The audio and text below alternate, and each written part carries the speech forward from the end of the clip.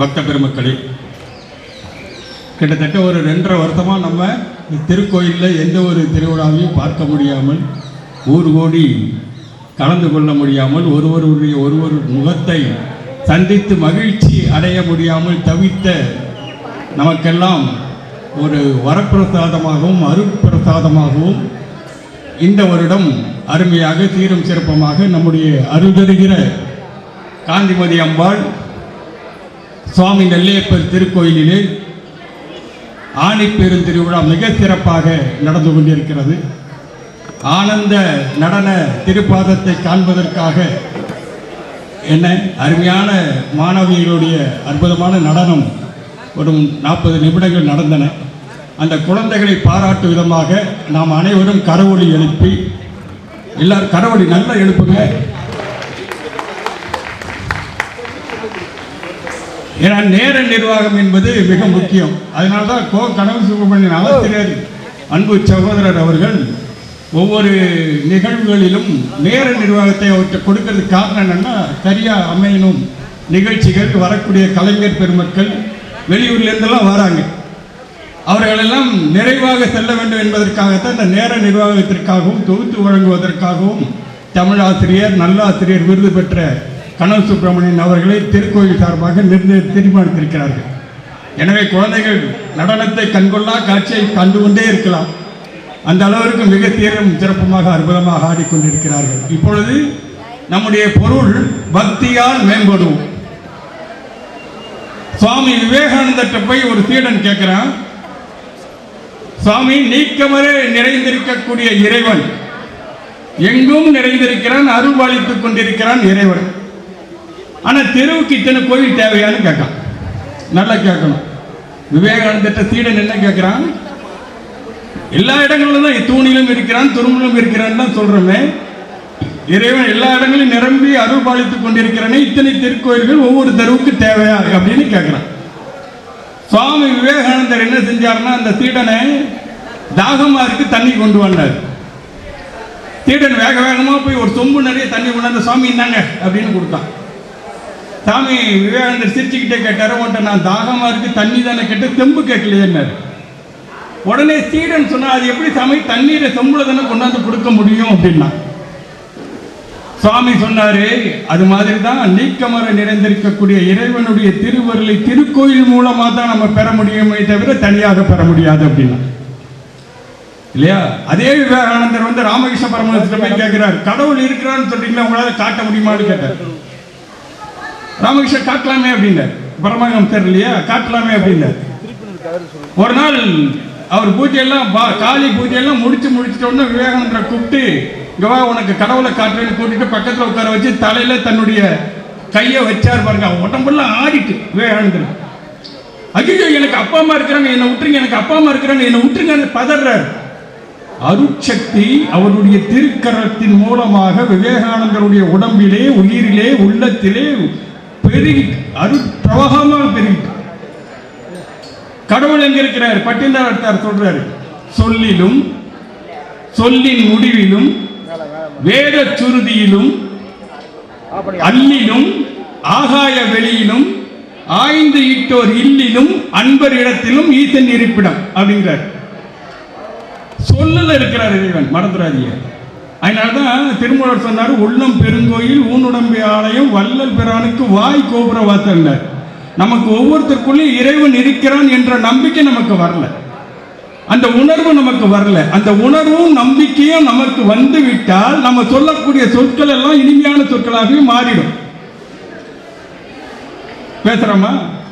நன்றாக நீங்க நினைத்து பார்த்தீங்கன்னா ஒவ்வொரு குடும்பத்திலும் அல்லது ஒவ்வொருடைய மனிதனுடைய வாழ்க்கையிலும் வரக்கூடிய பிரச்சனைக்கு அடிப்படை காரணம் ஒன்னே ஒண்ணுதான், மறந்துடாதீங்க, நாம பேசக்கூடிய சொற்கள் தான். இனிமையான சொற்களை நம்ம பேசணும்னா எந்த பிரச்சனையும் கிடையாது. வள்ளுவன் சொல்றான் இல்லையா, இனிய உளவாக என்னாது கூற கனி இருப்ப காய் கவர்ந்தற்று. எவ்வளவு இனிமையான சொற்களை எல்லாம் நீ வச்சுக்கிட்டு இருக்கிறிய, ஏன் போயிட்டு கசப்பான வார்த்தைகளை பேசிட்டு இருக்கிற? அடுத்தவங்கள்ட்ட உறவுகள்கிட்ட பேசுற, நண்பர்கள்ட்ட பேசுற, அப்பாட்ட பேசுற, அம்மாட்ட பேசுற, மகன்கிட்ட பேசுற, சித்தப்பாட்ட பேசுற, பெரியப்பாட்ட பேசுற, உறவுகள்லாம் இருக்கா? இப்போ சொல்லிலும் செய்வோம் ஓம் நடப்போம் ஓம், நிற்போம் ஓம், படைப்போம் ஓம். ஒவ்வொரு சொல்லில் இருக்கு. அதனால பாரதி சொன்னா சொல்லை மந்திரமாக்கணும். நீ பேசக்கூடிய பேச்சை மந்திரமாக்கணும். வேதாத்திரி மகரிஷி சமீபத்தில் வாழ்ந்தார் பார்த்தீங்களா நம்மோட. அவர் வாழ்க வளமுடன் அப்படிங்கிற ஒரு சொல்லை மந்திரமாக்கிட்டார் உலகம் முழுவதும். கபாலி அண்ணா வந்திருக்கார். வாழ்க வளமுடன் அப்படின்னு அந்த சொல்லை உலகம் முழுவதும் மந்திரமாக்கிட்டார். இப்ப யாரை பார்த்தாலும் போன் எடுத்த நிறைய பேர் என்ன சொல்றாங்க, வாழ்க வளமுடன் இல்லையா? சொல்லை மந்திரமாக்கணும். சொல்ல இருக்கிறார் இறைவன். சொல்லின் முடிவில் அதிலேயே இருக்கிறார். வேத சுருதி. நமக்கு வேதம் புரியாது. எதூர் தாம அதர்வன ரிக்வேதம், எதிர்வேதம், அதர்வன வேதம், சாம வேதம் நமக்கு புரியாது. அது எளிமைப்படுத்தினா புராணங்கள்லாம் வந்தது. இந்த புராணங்கள்லாம் என்ன இன்னொன்று தெரிஞ்சுக்கிடுங்க பெரியவர்களே, நண்பர்களே. நம்முடைய முன்னோர்கள் மாதிரி மிகப்பெரிய ஞானிகள் இந்த உலகத்தில் எங்கேயுமே கிடையாது. ஏன்னா அவ்வளவு சொத்துக்களை இந்த தலைமுறைக்கு, வரக்கூடிய தலைமுறைக்கு வச்சுட்டு போயிட்டாங்க. கம்பராமாயணம், மகாபாரதம், சேக்கிழாருடைய பெரிய புராணம், தேவாரம், திருவாசகம், 4000 திவ்ய பிரபந்தம், திருப்பல்லாண்டு, பஞ்சபுராணம், சிவபுராணம், இப்படி ஏகப்பட்ட இலக்கியங்கள் மூலமாக, பக்தி இலக்கியங்கள் மூலமாக இந்த பண்பாடு தலைமுறை பண்பட்டு அமைதியாக, நிம்மதியாக, சந்தோஷமாக வாழ வேண்டும், வளமோடு வாழ வேண்டும் என்பதற்காக எல்லா படைப்புகளும் படைச்சிட்டு போயிட்டாங்க. ஆனா நம்ம அதை தவிர மற்றது எல்லாம் பண்ணிட்டு இருக்கோம். குறைந்தபட்சம் சில பெரியவர்கள்லாம் உபதேசம் செய்யக்கூடிய பெரியவர்கள் குறைந்தபட்சம் அந்த நூல்களையாவது நம்முடைய பூஜை அறையில வாங்கி வைங்க. ராமாயணத்தை வாங்கி வைங்க, சுந்தரகாண்டத்தை படிங்க, மகாபாரதத்தை படிங்க, சேக்கிழார் புராணத்தை படிங்க, வாங்கியாவது வைங்க. வாங்கி பூஜையாவது பண்ணிட்டு போங்க. இருக்குன்னு நம்ம புள்ள பார்க்கும். ஏதோ ஒரு புஸ்தகம் பூஜையில் வச்சுக்கிட்டு அம்மாவும் அப்பாவும் கும்பிட்டுக்கிட்டே இருக்காங்களே அப்படின்னு. என்னைக்காவது ஒரு நாள் அதுக்கு மனசு சங்கடமா இருக்கும்போது புஸ்தகத்தை எடுத்து புரட்டும், புரிஞ்சிடும், ஞானம் வந்துடும். சொல்லின் முடிவிலும் வேத சுருதியிலும் அல்லிலும், அல்லுன்னா இருட்டுன்னு அர்த்தம். இறைவன் இருள்மயமானவன், எல்லாரும் ஒளிமயமானவன் மாற்றி சொல்றாங்க. மாற்றி பெரியவர்கள் சொல்லி இருக்கிறாங்க. ஏன்னா நீங்க பயந்துடக்கூடாது அப்படிங்கிறதுக்காக. இந்த பாமர மனிதன் பயந்து விடக்கூடாது என்பதற்காக இருள்மயமாக இருக்கக்கூடிய இறைவன் ஒளிமயமாக இருக்கிறான் அப்படின்னு நமக்கு மாற்றி சொல்லியிருக்காங்க. பயந்துராத, இருட்டை பார்த்து பயந்து. அதனால தான் நமக்கு இருட்டை பார்த்து எப்போதும் பயமா இருக்கு. இறைவன் இருட்டிலையும் இருக்கான். ஆகாய வெளியில பயந்துடக்கூடாதுன்னு அடுத்த வார்த்தையை பட்டினத்தார் போடுறாரு. ஆகாய வெளியில் இருக்கிறார். நீ இருட்டுன்னு பயந்துடாத. இறைவன் இருட்டில் தான் இருக்கான்னு நினைச்சு பயந்துடாதா. ஆகாய வெளியெங்குமே அவன் இருக்கான். அந்த சராசரங்கள் முழுவதும் இறைவன் தான் வியாபித்திருக்கிறான். அதான் பாரதி சொல்லுவான், யாதும் ஆகி நின்றாய் எங்கும் நீ நிறைந்தாய், தீது நன்மை எல்லாம் நிந்தன் செயல்கள் என்று இல்லைன்னு பாரதி.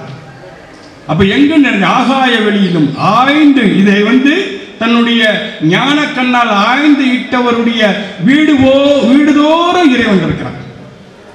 அந்த வீடுகளில் வாழக்கூடிய அன்பர்களுடைய இதயத்தில் இறைவன் இருக்கிறான்.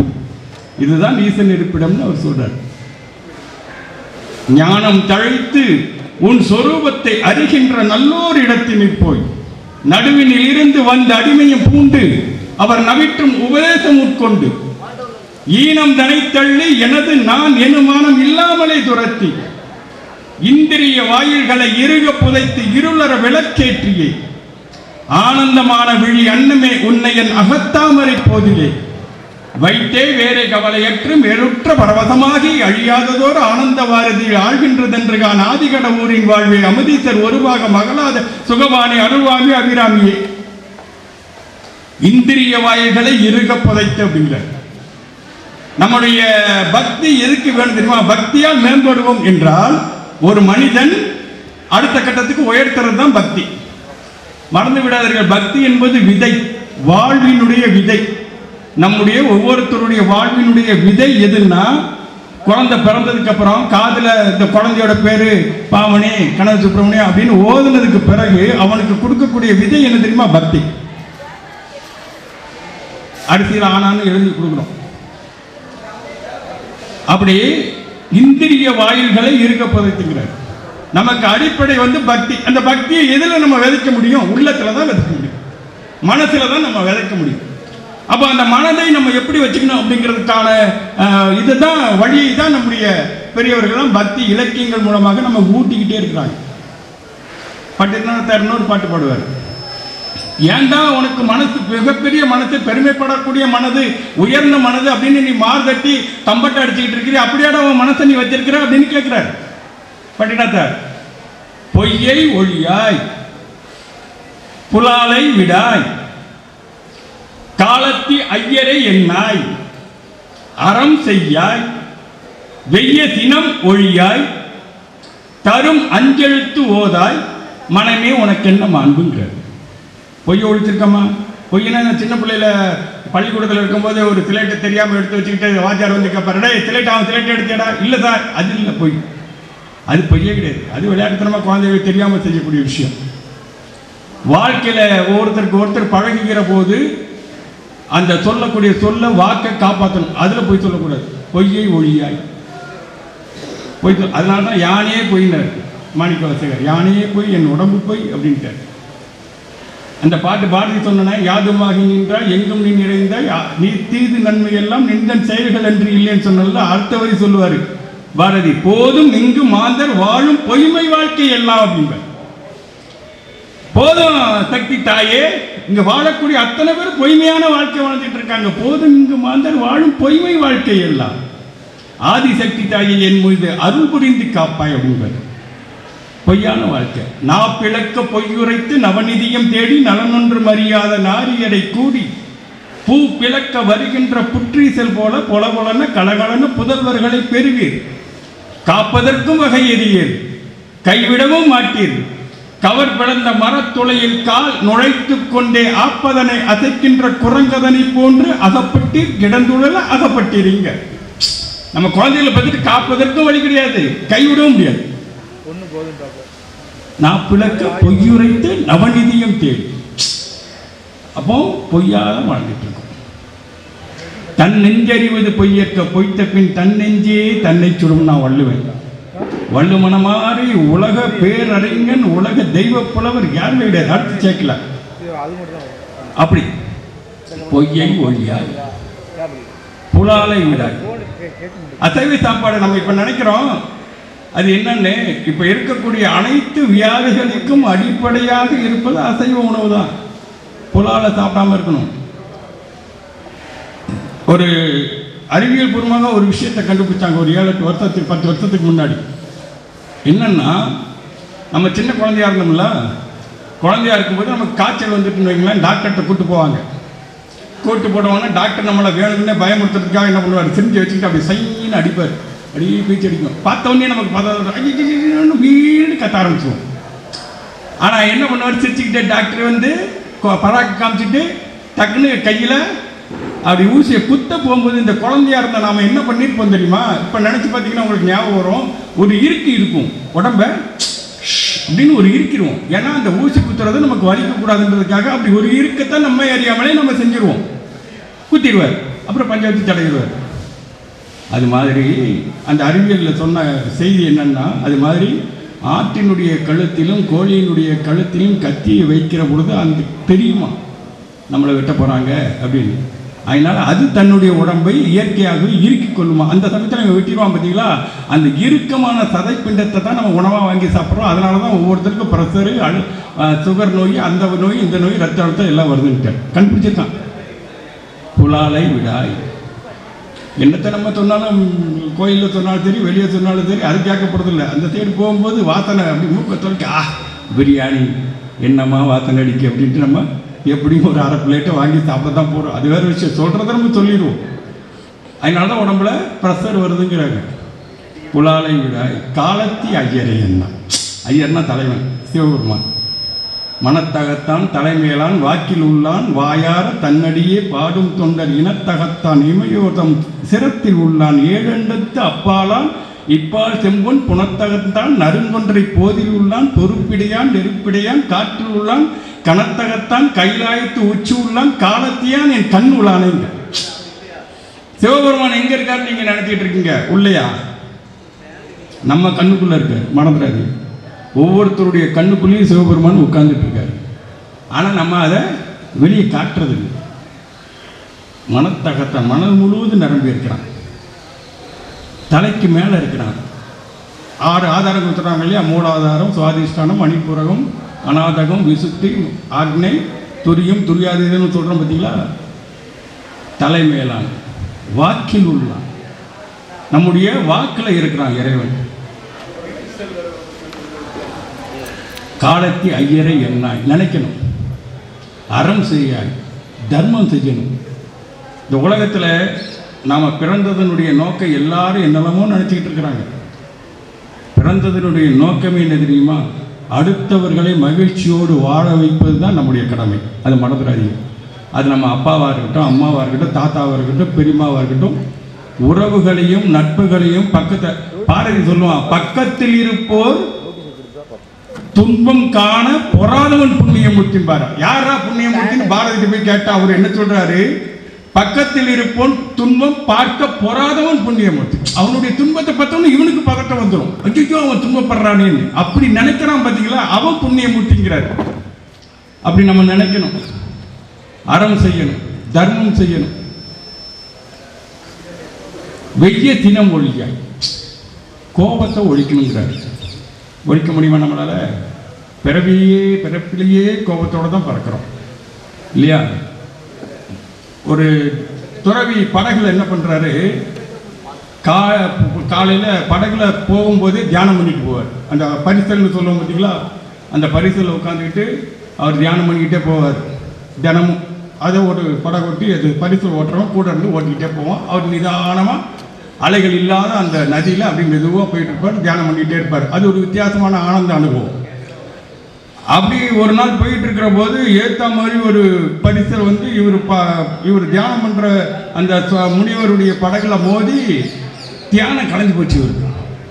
இவருக்குன்னா கடுமையான கோபம், நம்முடைய தியானத்தை கலைச்சிட்டானேன்னு கண்டபடி காய்ச்சி வச்சு கத்துறாரு மோதன படகுல. கொஞ்ச நேரம் கழிச்சு அந்த படகை ஓட்டிட்டு வந்தவன் சொன்னான், சுவாமி ஏற்றா வந்து மோதிச்சுலாம் அந்த படகுல ஒரு ஆளும் கிடையாது, காற்று அடித்து வந்து அது வந்து மோதிட்டு அப்படின்னு. இப்போ நம்ம அடுத்தவன் மேலே கோவப்படுறதெல்லாம் எப்படின்னா, காலியாக தான் அவன் இருக்கான், கோவப்படுத்துகிறவன் காலியான மனத்தோட காலியான இதயத்தோடு இருக்கான், தேவையில்லாமல் நம்ம அவனை சத்தம் போட்டுக்கிட்டு இருக்கோம் அப்படிங்கிறார். வெய்ய தினம் ஒழியாய் தரும் அஞ்செழுத்து ஓதாய்ங்கிறார். நமச்சிவாய வாழ்க, நாதன் தாழ்வாழ்க, இமைப்பொழுதும் எண்ணெஞ்சில் நீங்காதான் தாழ்வாழ்க, கோகலியாண்ட குறுமுனிதன் தாழ்வாழ்க, ஆகவமாய் நின்ற அன்னிப்பான் தாழ்வாழ்க, ஏகன் அநேக இறைவனடி வாழ்கன்னு இறைவனுடைய நாமத்தை சொல்லிக்கிட்டே இருக்கணும். சொல்லிக்கிட்டே இருந்தா நல்லது.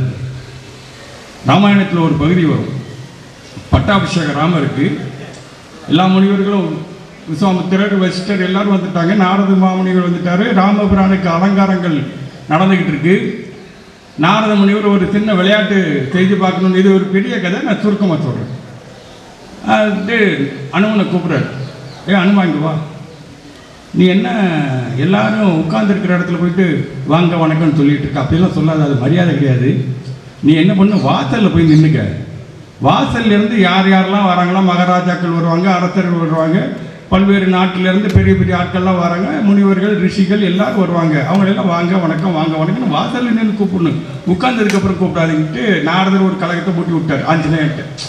நாரத மாமுனிகளே சொல்லிட்டார், அப்போ அதில் ஏதோ நியாயம் உண்மை இருக்குன்ட்டு இவர் வாசலுக்கு வேகமாக போயிட்டார். நேராக விஸ்வாமித்திரர் உட்காந்துருக்கிற இடத்துக்கு போயிட்டார். யார்? நாரதர் போயிட்டு, மகரிஷி உங்களுக்கு ஒரு விஷயம் தெரியுமா? என்ன? உங்களை மரியாதை இல்லாமல் ஆஞ்சநேயர் நடத்துகிறாரு தெரியாது. என்ன அப்படின்னு. அவன் பாருங்க, நீங்களாம் உட்காந்துருக்கீங்க, உங்களுக்கு உட்காந்த இடத்துல வந்து வணக்கம் சொல்லாமல் அவன் சின்ன பையன் வாசல் நின்றுட்டு போய் எல்லாத்தையும் வாங்க வணக்கம் வாங்க வணக்கம்னு சொல்லிக்கிட்டு இருக்கான், அவனை கூப்பிட்டு நீங்கள் சத்தம் போடுங்க அப்படின்னு. அதே மாதிரி திருப்பியும் போயிட்டு அனுமன்ட்ட போயிட்டு, அனுமா இப்போ எல்லோரும் வந்து உட்காந்தாச்சு, நீ உட்காந்து எல்லாத்துக்கும் போய் வணக்கம் சொல்லிட்டு வா அப்படிங்கிறாரு. எல்லாரும் அனுமன்னொன்னு ராமபுரானுக்கு ரொம்ப அணுக்க தொண்டன் என்பதனால வந்து எல்லாரும் அப்படி சீட்டு விட்டு எந்திரிச்சு வணக்கம் வணக்கம்னு சொல்லிட்டு இருக்காங்க. நேரம் நாரதர் அதுக்கு முன்னாடி வேகமாக போயிட்டு விஸ்வாமித்திரர், நீங்கள் வந்து டக்குன்னு எந்திரிச்சிடாதீங்க, எல்லாரும் எந்திரிச்சு வணக்கத்தில் நீங்களும் சொல்லி எந்திரிச்சிடாதீங்க, நீங்கள் பெரிய ரிஷி, மகா ரிஷி, பிரம்ம ரிஷி அப்படி இப்படின்னு சொல்லி அப்படியே உட்காந்துட்டு அப்படி சொல்லிட்டு வந்தான்ல. அனுமன் என்ன பண்ணிட்டான், எல்லாத்துக்கும் வந்துட்டு விஸ்வாமித்திரர் நம்ம மேலே கோபமாக இருப்பான்ட்டு அவருக்கு வணக்கம் சொல்லாமே போயிடும்.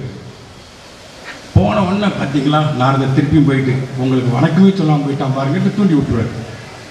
அவர் என்ன பண்ணுவார், நேரம் ராமா வா, இந்த சபையில் அவனுக்கு எனக்கு வந்து அவமானப்படுத்திக்கிற மாதிரி ஒரு கேலி செய்கிற மாதிரி ஒரு விஷயம் நடந்து போச்சு அப்படின்னு பதறிறார் ராமர். மகரிஷிக்கு என்ன சொல்லுங்க, என்ன செய்யணும்?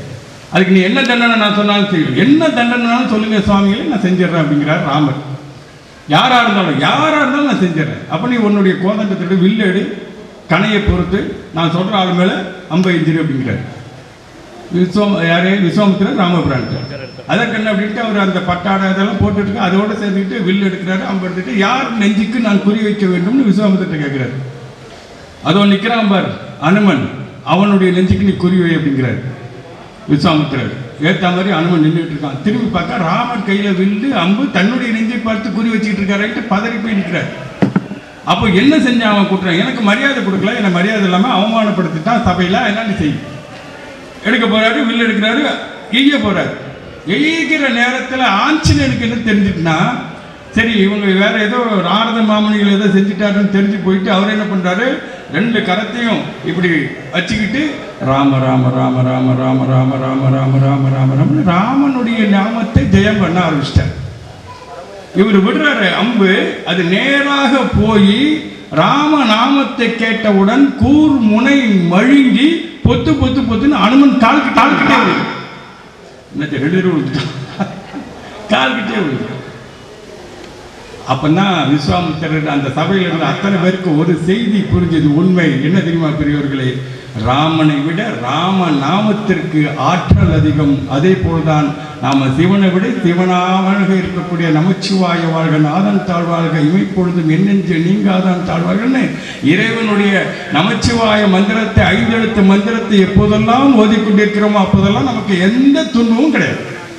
தரும் 5 எழுத்து ஓதாய், பட்டினத்தார் பொய்யை ஒழியாய், புலாதை விட காலத்தை ஐயரை என்னாய், அறம் செய்யா வெய்ய தினம் ஒழியாய், தரு 5 எழுத்து ஓதாய், மனமே உனக்கு என்ன மாண்புன்னு கேட்க. நீ இத்தனையும் செய்யாம இருக்கிறியா, அப்புறம் உனக்கு என்ன உன்னுடைய மனசு வந்து பெருமைப்பட வேண்டியது ஆசையை விட்டமா. ஒரு சின்ன கதை சொல்றேன். ஒரு விவசாயி என்ன பண்ணுவாருன்னா, பக்கத்து கிராமங்களில் போயிட்டு ஓடு வேயக்கூடிய வேலை இருக்கு இல்லையா, அந்த வேலையை செஞ்சுட்டு அதில் வரக்கூடிய சம்பளத்தை கூலியை வச்சுக்கிட்டு தன்னுடைய குடும்பத்தை ஜீவனத்தை நடத்திட்டு இருக்கிறார். அப்படி ஒரு நாள் அவர் என்ன பண்றாரு, எல்லாத்தையும் எடுத்துட்டு கிளம்புறாரு. அது ஒரு வழியில காட்டு வழி, அந்த வழியா தான் அவர் அங்க போக முடியும். அப்படி போற இடத்துல அந்த காட்டுல வந்து ஒரு ஐயனார் கோயில் இருக்கு. போகும்போது தினமும் ஐயனாரை கும்பிட்டு அப்படி போவார்ல. ஒரு நாள் என்ன ஆயிட்டு, ஐயனார் கூப்பிட்டாரு அந்த பக்தனை, அந்த ஓடு வேயக்கூடிய தொழிலைய கூப்பிட்டு, பக்தா நில் அப்படின்னாரு. இவனுக்கு சந்தேகம், ஐயனார் தான் நம்மளை கூப்பிட்டாரா, வேற யாரும் கோயிலுக்கு பின்னாடி மறந்து நின்றுட்டு கூப்பிடுறாங்களோ. திரும்பி பார்த்தா ஐயனார் தான். சாமி நீங்களா கூப்பிட்டீங்க, சொல்லுங்க என்ன செய்யணும் அப்படின்னு.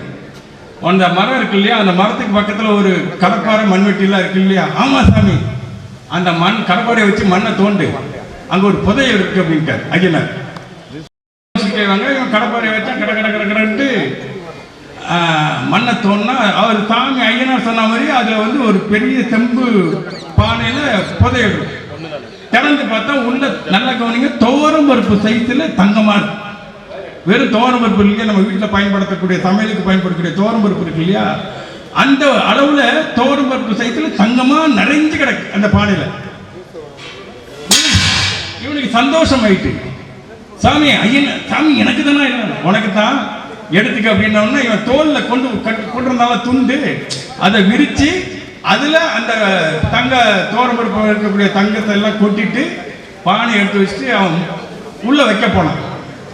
அப்ப ஐயனார் சொன்னாரு, ஏன்பா நம்ம வீட்டுக்கு ஒருத்தர் வந்து ஏதாவது பலகாரம் கொடுத்தாலும் நம்ம வெறும் பாத்திரத்தை திருப்பி கொடுக்க மாட்டோம், அதுல ஏதாவது ஸ்வீட்டு எதையோ வச்சு நம்ம திருப்பி கொடுப்போம். நீ இவ்வளவு தங்க புதையல் எடுக்கிற, உள்ள வைக்கிறத காலி பணைய வைக்காம அதுல ஏதாவது கொஞ்சம் போட்டுட்டு வை அப்படின்னாரு. இவனுடைய அல்ப புத்தி பாருங்க, உள்ள இன்னும் யார் எடுக்க போறா, முழுவதும் தான் நம்ம எடுத்துட்டோம்ட்டு ஒரு கைப்பிடி அளவுக்கு மட்டும் எடுத்து அந்த பானையில போட்டு அதை மூடி பூமிக்குள்ள மண்ணுக்குள்ள வச்சுட்டு மூடிட்டு இவன் துண்டுல கட்டின அந்த தங்கத்தை எடுத்துட்டு தோல்ல போட்டு போயிட்டான். ஆனா அவன் ஒரு நல்ல குணம் என்ன பாருங்க, வேலையை டிபார்ட்ல நேரம் அந்த இடத்துக்கு போயிட்டான், வேலை செய்யற இடத்துக்கு. அங்க ஓடு வேயணும், ஓடு வெஞ்சிக்கிட்டு இருக்கிறாங்க. இவன் அந்த புதையல் கட்டின துண்டை அந்த வீட்டுக்குள்ள இருந்த உத்தரத்துல தொங்க விட்டுட்டு இவன் மேல போயிட்டான். அந்த வீட்டில் இருக்கிற அந்த அக்காக்கு அன்னைக்கு சமைக்கும் போது தேடி பார்க்குறாங்க, இவன் வீட்டில் தோரம் பருப்பு இல்லை, காலியா. தோரம் பருப்பு இல்லையே, என்ன பண்ணலான்ட்டு சரி கடையில் ஒரு 5 நிமிஷம் நடந்து போய் கடையில் போய் தோரம் போட்டு வாங்கிட்டு வரலான்னு அந்த அக்கா என்ன பண்ணிச்சு, அப்படி கிளம்பி வரும்போது உத்திரத்தில் தொங்கின இவனுடைய புதையில் மூட்டி வச்சிருக்கலாம், முடிச்சு வச்சிருக்கலாம், அது நங்குன்னு தலையில் இடிச்சுது. இந்த அக்கா அப்படி பார்த்து, ஏத்தா இது என்னமோ தொங்குது அப்படின்ட்டு இப்படி கையை வச்சு தொட்டு பார்த்தது. அது தோரம் ஒரு அந்த நம்ம அப்படி தொட்டு பார்த்தோன்னே கீழே இருந்து மேலே இருக்கிற அவன்கிட்ட கேட்குது, ஏன்பா இந்த உத்திரத்தில் துண்டில் கட்டி வச்சிருக்கியே என்னதுப்பா அது அப்படின்னு. அவன் உண்மையை சொல்லியிருந்தாலாவது ஓரளவுக்கு தப்பிச்சிருப்பான். அவன் என்ன சொன்னான், அது வேற ஒன்றும் இல்லைக்கா, தோரம் உறுப்பை தான் நான் வந்து வீட்டுக்காக வாங்கி கட்டி வச்சிருக்கேன். நல்லா இந்த அம்மாவுக்கு புத்தி மாறிட்டு இங்கேயே தோரம் உறுப்பை கட்டி தொங்க விட்டுருக்கான், நம்ம எதுக்கு போய் கடலுக்கு போய் வாங்கணுன்ட்டு அந்த துண்டை எடுத்து அப்படி பிரித்து பார்த்ததுன்னா தனியாக தமிழ் ரூமில் போய் எல்லாம் மின்னுது. படுவாவி பய தங்கத்தை வச்சுக்கிட்டு நம்மள்கிட்ட வந்து தோரம் பருப்புன்னு போய் சொல்லிட்டான்ட்டு அது என்ன பண்ணுச்சு, அது இன்னொரு பானை எடுத்து எல்லா தங்கத்தையும் அது அந்த பானையில் வச்சுட்டு வேக வேகமாக கடையில் போய் உண்மையிலேயே தோரம் பருப்பு வாங்கிட்டு வந்து அந்த துண்டில் கட்டி மூட்டை கட்டி உத்திரம் தொங்க விட்டு அது சாதாரண. மாலை நேரத்தில் வேலை முடிஞ்சுது. வேலை முடிஞ்ச உடனே கூலியை வாங்கிட்டு துண்டை எடுக்கலாம், வெயிட் கம்மியாக இருக்கும். தங்கம் எவ்வளோ வெயிட்டாக இருக்கும், வெறும் தோறுப்பு தானே. இவனுக்கு சந்தேகம், அந்த அக்காட்டு கேட்டாலும் தப்பாகிடும் அப்படின்ட்டு இருந்தாலும் உறுத்துது.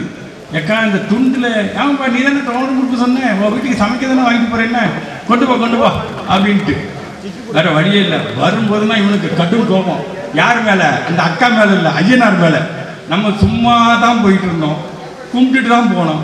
அதை மண்ணை தோண்டி உள்ள புதையல் இருக்கு எடுத்துக்கிட்டு எப்படி நம்மளை ஏமாத்திட்டாரு ஐயனாருக்கு. நேரம் வேக வேகமாக ஐயனார்ட்ட போனான். சாமி இது உனக்கே நல்லா இருக்கா, நான் உன்னை கேட்டேனா, நீ ஏன் இந்த மாதிரிலாம் என் பண்ண அப்படின்னு கோபமாக நல்லா ஐயனார் திருப்பி பேசினார்.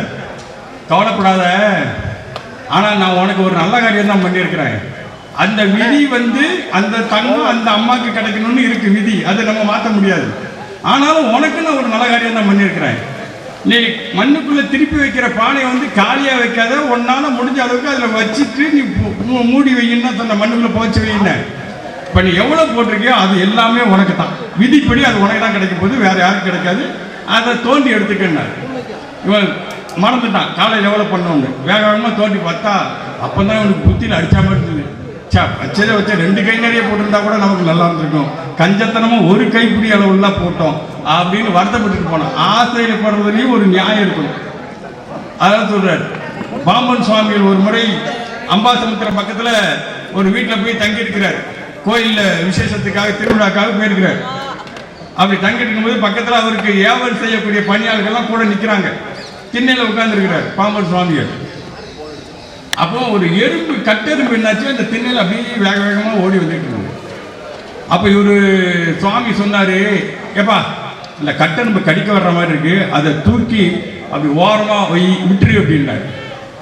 இவன் என்ன பண்ணிட்டான், வேகத்தில் சாமி சொன்ன வேகத்தில் லேசாக ஒரு தட்டு தட்டிட்டான். பார்த்தீங்களா, கட்டெரும்பு செத்து போச்சு. கடுமையான கோபம் பாம்பன் சுவாமிகளுக்கு. மூடா அறிவு இருக்கா மாட்டா, நான் என்ன சொன்னேன், எறும்புக்கு ஓரமாக தானே விட சொன்னேன், தட்டி கொண்டுட்டி அப்படின்ட்டு பதத்தில் கடற்கடன்னு டென்ஷன் ஆகி மன அழுத்தம் வந்து வேக வேகமாக ஆற்றுல போய் குளிக்க போயிட்டேன். போய் 3 முங்கு போட்டு வந்து திண்ணையில் வந்து உட்காந்துருக்காரு. அந்த வீட்டம்மா மதிய உணவு இவருக்கு ஏற்பாடு பண்ணியிருக்கு. சமைச்சு முடிச்சுட்டு அந்த அம்மா வந்து, சாமி சாப்பிட உணவு வளர்ந்து வரலாமா, நான் எல்லாம் தயார் பண்ணிட்டேன் அப்படின்னு. அவர் அப்படி திரும்பி பார்த்துட்டு கோபத்தில் பாம்பன் சுவாமிகள் சொன்னார், இந்த வீட்டில் ஒரு இலை விழுந்துட்டு, நான் இந்த வீட்டில் சாப்பிட மாட்டேன் இன்னைக்கு அப்படின்ட்டு. அந்த அம்மாவுக்கு ஒன்றுமே புரியல. நம்ம வீட்டில் நம்ம மட்டும்தானே இருக்கோம், எங்கள் வீட்டில் இலை விழுந்துட்டான்னு சொல்கிறாருன்ட்டு.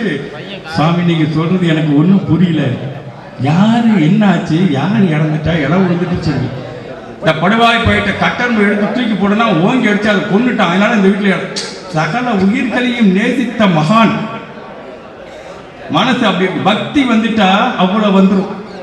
மனசு ரொம்ப பூ மாதிரி ஆயிடும். அன்னை அரவிந்தர் அன்னை செடி கொடிக்கெல்லாம் பேசுவார். ஒன்று தெரிஞ்சுக்கிடுங்க, உங்களுக்கு ஞானம் வந்துட்டு அப்படிங்கிறத நீங்கள் எப்போ உணர்ந்துக்கலாம் தெரியுமா? ஒரு சின்ன உதாரணத்தை சொல்கிறேன்.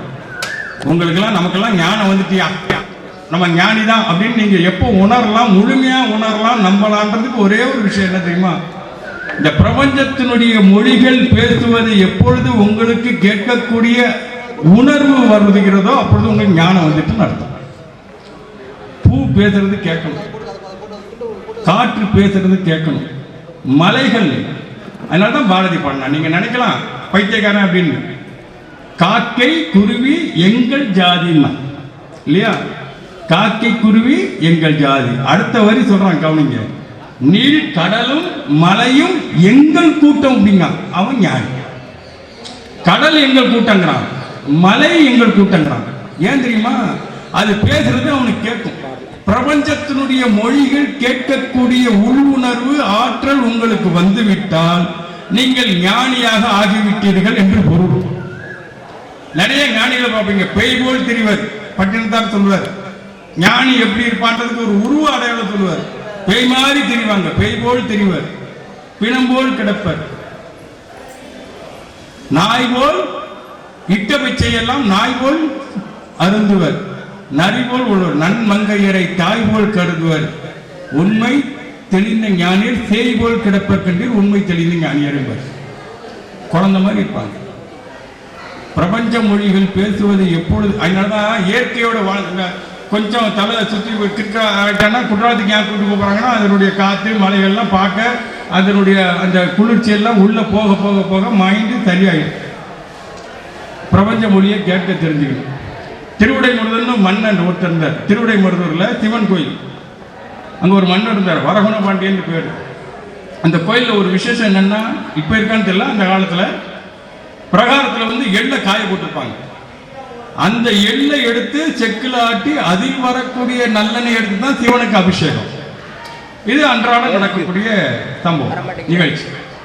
ஒரு நாள் மன்னர் சுவாமிகளை தரிசனம் செய்வதற்காக அப்படியே அந்த கோயிலுக்குள்ள வராரு, பிரகாரத்தை சுற்றி வராரு, எள்ளெல்லாம் காய போட்டிருக்கு. அங்கே ஒரு பிச்சைக்காரன் பசி தாங்க முடியாம என்ன பண்ணா, காய வச்சிருக்கிற எள்ளு எடுத்து டக்குன்னு வாயில போட்டு சாப்பிட்டுட்டு இருக்கான். மன்னருக்கு கோபம் வருது, அபச்சாரம் பண்றானே, சிவபெருமானுக்கு அபிஷேகம் செய்ய காய வச்சிருக்கிற எள்ளை எடுத்து இவன் பாட்டுக்கு கொஞ்சம் கூட கூச்சம் இல்லாம வெக்கம் இல்லாம சாப்பிட்டுட்டு இருக்கானேன்ட்டு மன்னர் கோபம் வந்து, ஏய் என்ன காரியம் பண்ணிட்டு இருக்க? மன்னனை பார்த்தானே பார்த்துட்டான், எந்திரிச்சிட்டான். மன்னா ஒன்றும் இல்லை, பசி தாங்க முடியல. பசி தாங்க முடியலன்னா சிவபெருமானுக்கு வச்சிருக்கிற காய எல்லாம் எடுத்து நீ சாப்பிட்டுட்டு இருக்கிய, பாவம் இல்லையாடா அப்படின்னு கத்துறாரு மன்னர். உடனே அவன் என்ன சொன்னா, பாவம் தான் எனக்கு தெரியும் அரசே, ஆனால் எனக்கு இன்னொரு உள்ள ஒரு பரிகாரம் எனக்கு தோணுச்சு, அதனால நான் சாப்பிட ஆரம்பிச்சேன். என்ன பரிகாரம்? நான் இந்த எல்லை எடுத்து சாப்பிட்டுக்கிறதுனால எனக்கு கிடைக்கக்கூடிய பாவத்திற்கு தண்டனையா அடுத்த ஜென்மத்தில் நான் மாடா பிறப்பேன்னு எனக்கு தெரியும்.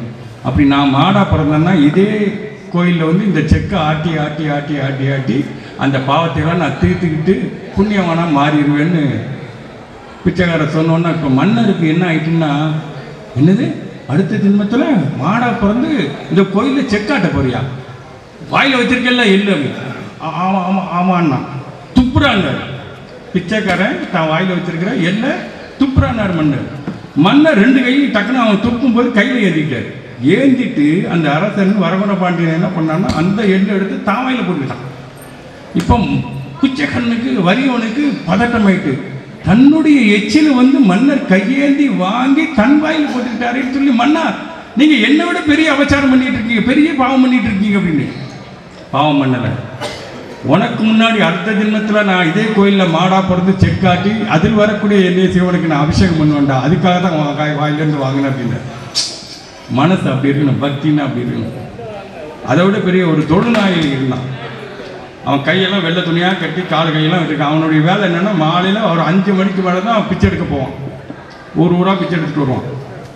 6 மணிக்கு தான் இடத்துக்கு வந்துடுவான். 5 செய்கிற நேரத்தில் வந்துட்டோன்னே சாப்பிட ஆரம்பிக்கும் போது அவன் கூடவே ஒரு 5 நாய்கள் கூட வந்து உட்காந்துடும். இவன் பிச்சை எடுத்துகிட்டு வந்தோடனே அந்த பங்கு போட்டு சாப்பிட்றதுக்காக 5 நாய்கள் சுற்றி வந்து உட்காந்துடும். 1 2 3 4 5.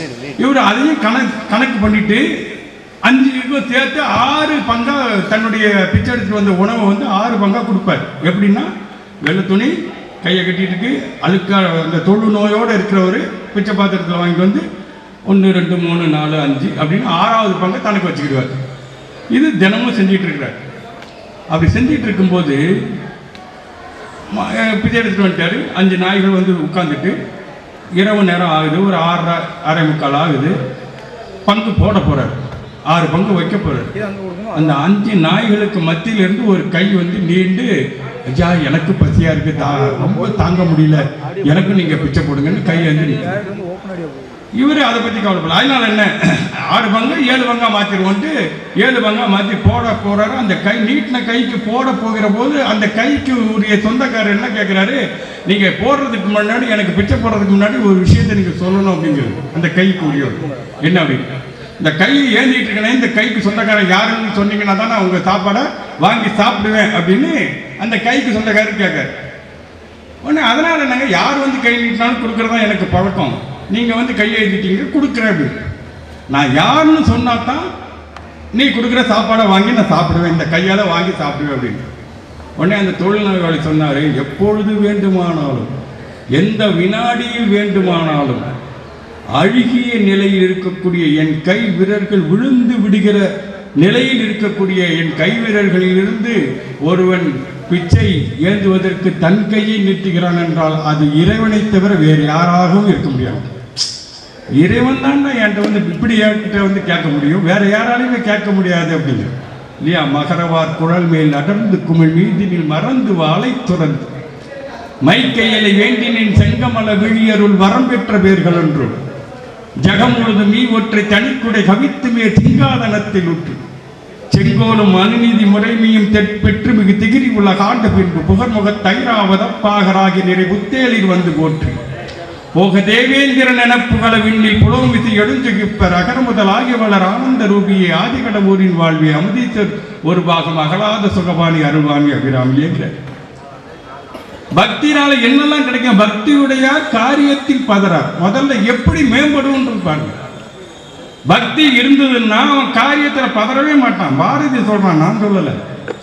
பக்தியுடையார் காரியத்தில் பதறார், மிகுந்த பொறுமையுடன் விட்டு முளைக்கும் தன்மை போல் மெல்ல செய்து பயனடைவார். ஒரு விதை பூமிக்குள்ள போட்ட உடனே அது எப்படி மெல்ல செய்து பயன் தருது பார்த்தீங்களா, அது மாதிரி பயன் கிடைச்சிடும். யாருக்கு? பக்தி உடையவனுக்கு. பக்தியுடையார் காரியத்தில் பதறார், மிகுந்த பொறுமையுடன் விட்டு முளைக்கும் தன்மை போல் மெல்ல செய்து பயனடைவார். சக்தி தொழிலே அனைத்து மெனில் சார்ந்த நமக்கு சஞ்சலம் என்றார். நம்பு, எல்லாமே இறைவனுடைய செயல் நம்பிட்டேன்னா அப்புறம் நீ ஏன் பயந்துட்டு இருக்கிற? பக்தி அதை ஊட்டிடும் உங்களுக்கு, மறந்துடாதீங்க. இறைவனுடைய செயல் அவனன்றி ஓரளவும் அசையாது என்கிற நம்பிக்கையை வந்து உங்களுக்கு ஊட்டுவதற்கு மிக தேவை பக்தி. பக்தியால் தான் இந்த உலகத்தை செம்மைப்படுத்த முடியும். அது பாரதி போன்ற ஞானிகள்லாம் உணர்ந்தாங்க. சக்தி தொழிலே அனைத்து மெனில் அதை சார்ந்து இருக்கக்கூடிய நமக்கு சஞ்சலம் எதற்குங்கிறான். வித்தைக்கு இறைவா கணநாதா மேன்மை தொழிலில் பணி எனையுங்கிறார். அதை விட பாரதி இன்னொன்னு சொல்லுவான் தெரியுமா, என்ன தெரியுமா? எல்லாரும் மிகப்பெரிய தத்துவங்களாக நிறைய செய்திகள் நம்முடைய ஞானிகள்லாம் சொல்றாங்க. குணநடக்கம், அதை பண்ண இந்திரிய, நான் கூட ஒரு பாட்டு சொன்னேன், இந்திரிய வாயில்களை எருக புதைத்து இருளற விளக்கேற்றுங்கள் அப்படின்லாம் சொல்றேன் இல்லையா. பாரதி என்ன தெரியுமா எளிமையா சொல்லுவான், என்ன வரங்கள், என்ன பெருமைகள், என்ன வெற்றிகள், எத்தனை மேன்மைகளும், என்ன வரங்கள், பெருமைகள், வெற்றிகள், எத்தனை மேன்மைகளும் எல்லாம் நம்மள்ட்ட இருக்கு, கிடைக்கும் அப்படிங்கிறான் பாரதி. கிடைக்கும் அப்படிங்கிறான். எப்படி கிடைக்கும்ன்றான் பாருங்க. என்ன வரங்கள் வேணாலும் கிடைச்சிரும், என்ன வெற்றிகள் வேணாலும் கிடைச்சிரும், என்ன மேன்மைகள் வேணாலும் கிடைச்சிரும். எப்படி? தன்னை வென்றால் இவை யாவும் பெறுவது சத்தியமாகும் என்றே. தன்னை வெல்லணுங்கிறான். தன்னை வென்றால் இவை யாவும் பெறுவது சத்தியமாகும் என்றே யார் சொல்றா? பாரதி சொல்றான், நான் சொல்லலடா. முன்னை முனிவர் உரைத்த மறைபொருள் முற்றும் உணர்ந்த பின்னும். யாரு முன்னாடி வாழ்ந்தான் பார்த்தீங்களா முனிவர் பெருமக்கள்லாம், அவர்கள்லாம் முழுசா உணர்ந்து நமக்கு சொல்லியிருக்கான். தன்னை வென்றால் இவை யாவும் பெறுவது சத்தியமாகும் என்று முன்னை முனிவர் உரைத்த மறைபொருள் முற்றும் உணர்ந்த பின். எல்லாம் நீங்க உணர்ந்திருக்கீங்க. தன்னை வென்று ஆளும் திறமை பெறாதிங்கு தாழ்வுற்று நிற்போமாங்க. எல்லாமே உங்களுக்கு தெரியுது, ஆனா தன்னை வெல்லணுன்ற எண்ணமே வர மாட்டேங்கிறான். செய்க தவம், செய்க தவம், தவம் செய்தால் எழுத விரும்பியதை எழுதலாம். அவன் தான் சொல்றான், செய்க தவம், செய்க தவம், தவம் செய்தால் எழுத விரும்பியதை எழுதலாம். அடுத்த வரி சொல்றான், நீங்க தவம் அப்படின்ன உடனே பெரிய காட்டுக்குள்ள போய் உட்கார்ந்து அப்படி அதை சொல்லல பாரதி. அடுத்த வரியில சொல்றான், செய்க தவம், செய்க தவம், தவம் செய்தால் எய்த விரும்பியதை எழுதலாம். வையகத்தில் அன்பில் சிறந்த தவம் இல்லை. அவன் சொல்றான் பாருங்க, நீ ரொம்பலாம் ஆழ்ந்து ரொம்ப யோசிச்சு இது பண்ண வேண்டாம். வையகத்தில் அன்பில் சிறந்த தவம் இல்லை, அன்புடையார். அடுத்த வரி சொல்றான், நீ அன்பு எல்லாத்துக்கும் காட்டிட்டு வைங்க, உனக்கு என்ன கிடைக்கும் தெரியுமா? அன்புடையார் இன்புற்று இருப்பது இயல்பு. யாரெல்லாம் இன்பமா, எத்தனை கோடி இன்பம் வைத்தாய், எத்தனை கோடி இன்பம் வைத்தான்னா யாருக்கு கிடைக்கும்? யாரெல்லாம் அன்பாக இருக்கிறார்களோ அவர்களுக்கு அத்தனையும் இன்பமா தெரியும். அன்புடையவர் அதான் ஜாதி இரண்டொழிய வேறிலே சாட்டு அதுல சொல்லும்போது ஓடி விளையாட பாப்பா சொல்லும்பார்ல, ஜாதிகள் இல்லை அடி பாப்பா, ஒரு குல தாழ்ச்சி உயர்ச்சி சொல்லல் பாவும், நீதி நீதி உயர்ந்த மதி கல்வி, அன்பு நிறைய உடையவர்கள் மேலொருவர். யாரெல்லாம் அன்பு இருக்காங்களோ அவங்களாம் உயர்ந்தவர்கள் அப்படிங்கிறார் இல்லையா? உலகம் நம்ம நினைச்சிட்டு இருக்கோம் ஒரு விஷயத்தை, இன்னொரு விஷயத்தையும் நம்ம புரிஞ்சுக்கணும். எங்கடா வாழ்ந்துட்டு இருக்கேன்? இந்த உலகத்தோட வாழ்ந்துட்டு இருக்கேன். இந்த உலகம் என்ன சொல்றதோ அதை மட்டும் நான் நடந்துட்டேன். தெரிந்து கொள்ளுங்கள் பெரியோர்களே, நண்பர்களே, நாம் உலகத்தோடு வாழவே இல்லை. நாம் இந்த உலகத்தோடு வாழவே இல்லை. அது முதல்ல தெரிஞ்சுருங்க. நம்முடைய உள்ளம் தான் இந்த உலகத்தோடு வாழ்ந்து கொண்டிருக்கிறது. நாம் வாழ்ந்துக்கிட்டு நினச்சிட்டு இருக்கோம். அதனால தான் கண்ணாசர் சினிமா பட்டம் அடுத்தது வாசிக்க மன்னர் அந்த தலைப்பில் தான் அருமையாக பேச போகிறாங்க. தனி பற்றி பாடலா, திரையை பற்றி பாடலா. கண்ணாசர் அருமையாக ஒரு பாட்டு எழுதியிருப்பார். கடலளவு கிடைத்தாலும் மயங்க மாட்டேன், அது கையளவே ஆனாலும் கலங்க மாட்டேன். ஆட்டு வித்தால் யார் ஒருவர் ஆடாதாரு கண்ணா பாட்டை கேட்டிங்கன்னா சொல்லுவார், கடலளவு கிடைத்தாலும் மயங்க மாட்டேன், அது கையளவே ஆனாலும் கலங்க மாட்டேன். அடுத்த 2 வரி தான் நமக்கு வேணுங்கிற வரி. என்ன தெரியுமா? உள்ளத்திலே உள்ளதுதான் உலகம் கண்ணா, இதை உணர்ந்து கொண்டேன், துன்பம் எல்லாம் விலகும் கண்ணான்றான். நம்முடைய உள்ளத்தில் இருக்கிறது தான் உலகம். வெளியே உலகன்றது வெளிய அது பொய் தோற்றம். நிற்பதுவே நடப்பதுவே பரப்பதுவே மாதிரி தான், எல்லாம் பொய் தோற்றம் தான். உள்ளத்திலே உள்ளதுதான் உலகம் கண்ணா, இதை உணர்ந்து கொண்டேன், துன்பம் எல்லாம் உலகம் கண்ணா. இல்லையா? அகம் பிரம்மாசின்னு சொல்றாங்க இல்லையா தத்துவத்தில், வேதத்தில். நம்முடைய உள்ளத்துல தான் எல்லாமே இருக்கு. நம்முடைய உள்ளம் தான் இந்த உலகத்தை படைக்கிறது. மறந்துடாதீங்க, உலகம் நம்மளை படைக்கிறதா நினைச்சிட்டு இருக்காங்க. உலகம் நம்மை செதுக்கவே செதுக்காது. நாம தான், நம்முடைய உள்ளம் தான் இந்த உலகத்தை செதுக்கி கொண்டிருக்கிறது. அதுதான் காரணம். சங்கம பைரவர் வேடத்தில் ஒரே ஒரு அடியாருடைய வரலாறு சொல்லி நான் நிறைவு பண்றேன். சங்கம பைரவரா வர சிவபெருமான் யாரை சோதனை பண்றதுக்கு? பரஞ்சோதி என்கிற இயற்பெயரை கொண்ட திருத்தொண்டரை சோதனை செய்யறதுக்காக வர சங்கம பைரவர். ஏன் சங்கம பைரவர் வர்றாரு தெரியுமா? பக்தன் கண்டுபிடிச்சிருவாங்க. சிவபெருமான் எந்த வேஷம் போட்டாலும் பக்தன் கண்டுபிடிச்சிருவாங்க. அதனால வேஷம் போட்டு வந்தா இவன் கண்டுபிடிச்சிருவான்னு சங்கம பைரவர் வேடத்தில் என்ன பண்ணிடுவார்? நெத்திக்கு மறைக்கிறதுக்கு ஒரு தங்கத்தினாலான ஒரு துட்டியை போட்டுடுவார். உபதி பட்டை மறைக்கிறதுக்கு ஒன்று பண்ணிடுவார். இந்த நீல கழுத்தில் இருக்கிற விஷத்தை நிறுத்தி வச்சிருப்பார்ல நீலகண்டன், அந்த நீளத்தை மறைக்கிறதுக்கு ஒரு எலும்பு மாலையை போட்டுடுவார். நல்ல கருப்பு ஆடையை ஒடிச்சுக்கிட்டு தடமுடியோட தன்னுடைய உருவத்தையே அகௌரவ தோற்றமா மாற்றிக்கிட்டு சிவபெருமான் இறங்கி வர்றார். யாரை பார்க்கறதுக்கு? திருத்தொண்டரை பார்க்கறதுக்கு. திருத்தொண்டர் யாருன்னா பரஞ்சோதியாக இருக்கிற போது மிகத்தெரிய அந்த மன்னனுக்கு பல்லவ மன்னனுக்கு படை தளபதியா இருந்து வாதாபிங்கிற நாட்டையெல்லாம் பிடிச்சிட்டு நிறைய செல்வங்களை கொண்டாந்து மன்னன் கொடுத்துட்டான், ஒப்படைச்சிட்டான். மன்னனுக்கு மகிழ்ச்சி, இவனுக்கு வேணுங்கிறதெல்லாம் கொடுக்கணும், ஒரு கிராமத்தையும் கொடுத்துருவோம் அப்படின்ட்டு திருவெண்காடு அப்படிங்கிற ஒரு கிராமத்தை கொடுத்துருவோம் கொடுக்குறாரு. அப்போ கூட இருந்த அமைச்சர்கள்லாம் சொல்றாங்க, மன்னன் நீங்க நினைக்கிற மாதிரி அவர் சாதாரண பரஞ்சோதி தளபதி படைத்தளபதி நீங்க நினைச்சிட்டு இருக்கீங்க, அவர் அப்படி இல்லை, அவர் சிவனடியார், நிறைய சிவனடியாருக்கு தொண்டு செஞ்சிட்டு இருக்கிறவர் அப்படின்னு. அப்போ மன்னருக்கு பயம், அஜிஜி நம்ம தான் தெரியாம ஒரு சிவனடியார படைத்தளபதியை வச்சு நம்ம பாவம் பண்ணிட்டோமோன்னு பதறாரு. அதெல்லாம் ஒன்றும் இல்லை, நீங்க பதற வேண்டாம், அந்த சிவன் தொண்டு அது ஒரு பக்கம் செஞ்சிட்டு இருக்காரு அப்படின்னு ஒன்று. அவ மன்னர் அவர்கிட்ட கொடுத்து கூடுதலாக செல்வத்தை கொடுத்து நீ சிவனடியாருக்கு தொண்டு செய்யணும்னு அனுப்பிச்சிடுறாரு. இவர் அங்க போயிட்டு திருவெண்காட்டில் போய் திருவெண்காட்டு நங்கைன்ற ஒரு பெண்ணை திருமணம் செஞ்சுட்டு அவருக்கு ஒரு குழந்தை பிறகு சீராளன் அப்படின்னு ஒரு குழந்தை பிறகு. அப்ப தினமும் ஒரு அடியாரை கூப்பிட்டு வீட்டில் கூப்பிட்டு சாப்பாடு உணவு படைத்து விருந்து படைத்து அவர் மகிழ்றது அவருடைய தொண்டா செஞ்சிட்டு இருக்கிறார். இவருடைய புகழ் மெல்ல மெல்ல மெல்ல மெல்ல மெல்ல மெல்ல பரவிட்டு வருது. சரி, இவருடைய பெருமையை இந்த உலகத்திற்கு காட்டணுன்றதுக்காக சிவபெருமான் என்ன பண்றாரு? சங்கம பைரவர் அப்படிங்கிற வேடத்தை போட்டுட்டு அப்படி நடந்து பூமியில வர சேர்க்கிறார். அழகா சொல்லுவாரு, சிவபெருமான் நடந்து வராருன்றது இல்லை, அவர் அந்த வரியை போடுவார் பாருங்க. நடந்து வரான் சிவபெருமான், பூமி மேல மண் தரை மேல தன் காலை வச்சு நடந்து வந்துட்டு இருக்கான். பயன் தவத்தால் பெரும் புவியோ பாத தாமரை சூட அப்படிம்பார் சேக்கிழார் பெருமாள்.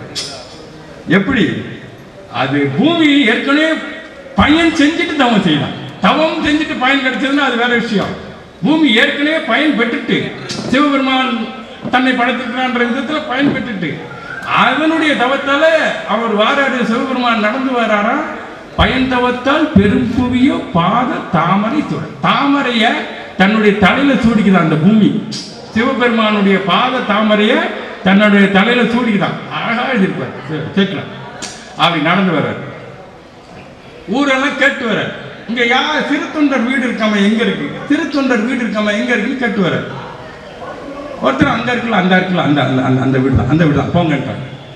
நேரம் அந்த வீட்டில் போயிட்டு வாசலில் நின்றுட்டு இங்கே யார் இருக்காங்க, திருத்தொண்டர் இருக்காருங்க அப்படின்ற மாதிரி கேட்குறாரு. உள்ள திருவெண்காட்டான் அங்கேயும் தாதின்ற கூட செய்யக்கூடிய பணி பண்ண 2 பேர் இருக்காங்க. வெளியே வந்தோடனே இதில் என்னன்னா அன்னைக்கு வந்து சிவபெருமான் சிவனடியார் யாரும் இல்லைன்னு தேடி போயிட்டார் திருத்தொண்டர். ஒரு இடத்துல கிடையாது, காலதாமதம் வேற ஆகிட்டு இருக்கு வீட்டில். இந்த பெண் சொல்றா, திருவெண்காட்டு நங்கை சொல்றா, அஜிஜோ ஒரு சிவனடியார் கிடைக்கலேட்டு தான் அவர் அங்கெங்கெல்லாம் தேடி போயிட்டு இருக்கிறாரு. இவ்வளவு நேரம் ஆச்சு, வரவும் காணோம், நீங்க வந்துட்டீங்க, எங்களுக்கு சந்தோஷமா இருக்கு, உள்ள வாங்க உள்ள வாங்கன்னா அந்த அம்மா கூப்பிடுது. அப்பயும் ஒரு பண்பாடை சேக்கிழார் சொல்லியிருப்பார் சிவபெருமான் மூலமாக. சிவபெருமான் சொல்லுவாரு, பெண்கள் தனியாக இருக்கக்கூடிய வீட்டில் நான் வருவதில்லை. யாரு? சிவபெருமான். உடனே அந்த அம்மா, அப்படியா சாமி, நான் அங்கே ஒரு பக்கத்தில் ஆத்தி மரம்னு ஒரு மரம் இருக்கு, அந்த மரத்தில் போய் நான் உட்காந்துருக்கிறேன், உன் வீட்டுக்காரர் எப்போ வந்தாலும் அங்கே வந்து என்னை பார்க்க சொல்லிட்டு போயிட்டார். யாரு? தங்கம் போயிரு. ஆத்தி மரத்தில் உட்காந்துருக்காரு. ஒரு சிவனடியார் கிடைக்கலன்ற ஏக்கத்தோடு சிறு தொண்டர் நேரம் வர்றாரு. வந்து சோகத்தில் உள்ள வர்றாரு. உள்ள வந்தோடனே மனைவி கேட்குறா, என்னங்க ஏன்னா இவ்வளோ தாமதமாக வரீங்க?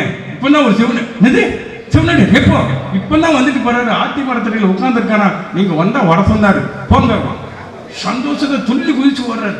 பா தேடி போனோம், ஒருத்தர் கிடைக்கல. இப்போ நேரம் போனால் அவர் அங்கே அப்படி அந்த கால் அப்படி உட்காந்து, எப்படி நீ பார்த்தீங்கன்னா என்ன கேட்கக்கூடாது, அப்படிதான் உட்காந்துருப்பாரு. எனக்கு ஒரு யோசனை, கற்பனை. அப்படி உட்காந்துருக்கு சிவபெருமான். அப்படி உட்காந்துருக்கணும்னா நேரம் போனோடனே நல்லா கவனிக்கணும். அவர் சேக்கிழார் சொல்வதாக, கடவுள் ஈசன் சொல்வதாக சேக்கிழார் எழுதியிருப்பார். எடுத்த உடனேயே இந்த திருத்தொண்டருடைய புகழை உலகம் முழுவதும் பரப்ப வேண்டும். அவன் எப்பேற்பட்ட பக்தியில் உயர்ந்தவன் சிறந்தவன், தொண்டில் உயர்ந்தவன் சிறந்தவன் என்பதை இந்த உலகத்தை காட்டணும். எடுத்த உடனே சிவபெருமான் கேட்பாரு, அப்படி உட்கார்ந்துக்கிட்டு, நீரோ பெரிய சிறு தொண்டர், அவன் பேரு சிறு தொண்டர், நீரோ பெரிய சிறு தொண்டர், உலகத்துல பெரிய தொண்டு செய்யறவன் நீ தாண்டா அப்படிங்கிறது சிவன் வாயாலையும் முதல்ல சொல்ல வச்சிட்டார். நீரோ பெரிய சிறு தொண்டர். உலகத்துல ஊர்ல எல்லாரும் என்ன அப்படித்தான் சாமி கூப்பிட்டு இருக்கிறாங்க, நான் சாதாரண அடியன் தான். சரி, உன்னை பார்க்கணுன்னு தான் வந்தேன், பார்த்துட்டேன், ரொம்ப சந்தோஷங்கிறாரு. இவன் ஐயா சாமி நீங்கள் அப்படிலாம் சொல்லக்கூடாது, நான் தினமும் ஒரு சிவனடியாருக்கு வந்து வீட்டில் உணவு படைச்சி அமுது படைச்சி அவங்க மன நிறைவோடு வயிறு நிறைவோடு போகிறதான் எனக்கு பிடிக்கும். அதனால் தயவுசெய்து நீங்கள் என் வீட்டுக்கு வரணும். நான் வருவேன், ஆனால் எனக்குரிய சாப்பாடை உன்னால் போட முடியாத சிவபெருமான். இல்லை சாமி, நீங்கள் என்ன மாதிரி சாப்பாடு கேட்ட? உத்தராபதியிலேருந்து வந்துட்டு இருக்கிறோம், நான் விரதெல்லாம் முடிச்சுட்டு வந்திருக்கிறேன், அகோர பசி. ஏன்னா நீ கொடுக்கக்கூடிய இந்த காய்கறி சாப்பாடுலாம் எனக்கு பிடிக்கவே பிடிக்காது. நரம் ஆமிசம் உன்னால் செய்ய முடியுமா அப்படிங்கிறாரு. செஞ்சிடலாம் சாமி. சொல்கிறேன், அவசரப்படாத. நரம் ஆமிசம் செஞ்சிட உன்னால் முடியுமா சொல்கிறேன். 5 வயசுக்குள்ள அந்த புள்ள இருக்குல்ல, யார்? சிவபெருமான் சொல்லுவார். சரி சாமி, உடம்புல ஒரு காயம் அந்த பிள்ளைக்கு இருக்கக்கூடாது. சரி சாமி, பச்சிளம் குழந்தை பால் முகம் மாறாமல் இருக்கக்கூடிய அந்த குழந்தைய அம்மா வந்து தலையை பிடிச்சிக்கணும், அப்பா வந்து உடம்பு பிடிச்சிக்கிட்டு அருவாமனையில் வச்சு நறுக்கி கறி சமைச்சு வச்சுட்டு என்னை கூப்பிடுவீங்க, உன்னால முடியுமா? சிவபெருமான். சாமி என்ன கடவுள் நான் செஞ்சிடறேன், இவருக்கு வந்து எப்படியாவது முன்னாடியாவது சாப்பிட வைக்கணும், அவ்வளோதான். சாப்பிடுங்க, அவர் மற்றதெல்லாம் யோசிக்கவே இல்லை. அப்படின்னா நீ அந்த மாதிரி ஒரு பிள்ளைக்கறியை சமைச்சு ரெடி பண்ணிட்டு தயார் பண்ணிட்டு என்னை வந்து கூப்பிட்டு நான் வாரேன் அப்படின்ட்டு அனுப்பிச்சிட்டார். எனக்கு பசி தாங்க முடியாது, சீக்கிரம் செஞ்சு கொண்டு வந்துட்டேன். இவரு சந்தோஷத்துலையும் போறாரு, பதட்டத்துலையும் போறாரு. பிள்ளைக்கறி கேட்டாரு, எங்க போய் பிள்ளையா வாங்குறதுக்கு ரூபா கொடுத்தாலும் கேட்டாரு. அவங்க வீட்டம்மாவும் அந்த அவரும் டிஸ்கஷன் பண்றாங்க.